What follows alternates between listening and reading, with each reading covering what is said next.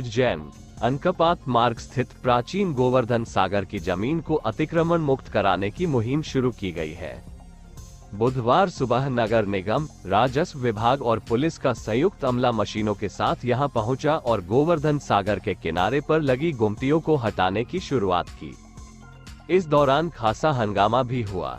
सुबह करीब 7 बजे ही नगर निगम और राजस्व की टीम गोवर्धन सागर पर पहुंच गई थी।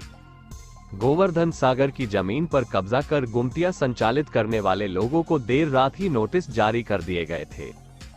सुबह से दुकानों का सामान खाली कराने की शुरुआत की गई। बड़ी संख्या में पुलिस फोर्स की मौजूदगी के बीच दुकानदारों ने खुद ही सामान समेटना शुरू कर दिया। मूर्ति वाले परिवार ने किया विवाद। गोवर्धन सागर की जमीन पर पिछले कई सालों से देव प्रतिमाएं बनाने वाले ने भी शेड डालकर कब्जा किया हुआ था। सुबह जब सरकारी कर्मचारियों की टीम शेड तोड़ने पहुंची तो इस परिवार के सदस्य शेड के भीतर जाकर बैठ गए और कार्यवाही का विरोध करने लगे। परिवार के एक युवा सदस्य को पुलिस कर्मियों ने खींचकर जबरन गाड़ी में बैठा दिया और कोतवाली थाने भेज दिया।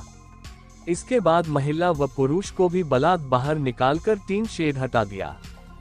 20 से ज्यादा गुमटियां हटाई। गोवर्धन सागर की जमीन पर चैरिटेबल अस्पताल के ठीक सामने से बुधवार सुबह 20 से ज्यादा गुमटियां हटाई गई है।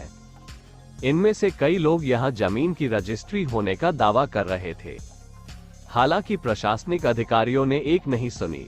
अगस्त में एनजीटी ने दिया था फैसला। इसी साल अगस्त महीने में नेशनल ग्रीन ट्रिब्यूनल (एनजीटी) की बेंच ने गोवर्धन सागर तालाब की भूमि के मामले में राजस्व विभाग के पक्ष में फैसला दिया है। 2015 में मंथन परमार्थिक न्यास के बाकिरली रंगवाला की तरफ से एनजीटी में याचिका दायर की गई थी। एनजीटी ने गोवर्धन सागर की 36 बीघा 18 बिस्वा जमीन को सरकारी घोषित किया है। इस फैसले में 1927 के रियासतकालीन राजस्व रिकॉर्ड की अहम भूमिका रही।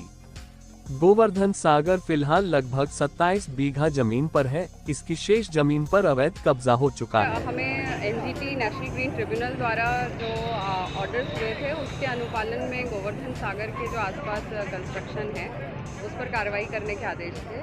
तो उसी के अनुपालन में हमारे द्वारा यहाँ पर जो अंकपात मार्ग से लगी हुई जो दुकानें हैं, करीब 28 अस्थायी दुकानें हैं, उसको प्रक्रिया अनुसार इनको सूचना दी गई पहले और उसके बाद इन पर आज इनका अतिक्रमण हटाए जाने की कार्रवाई की जा रही है।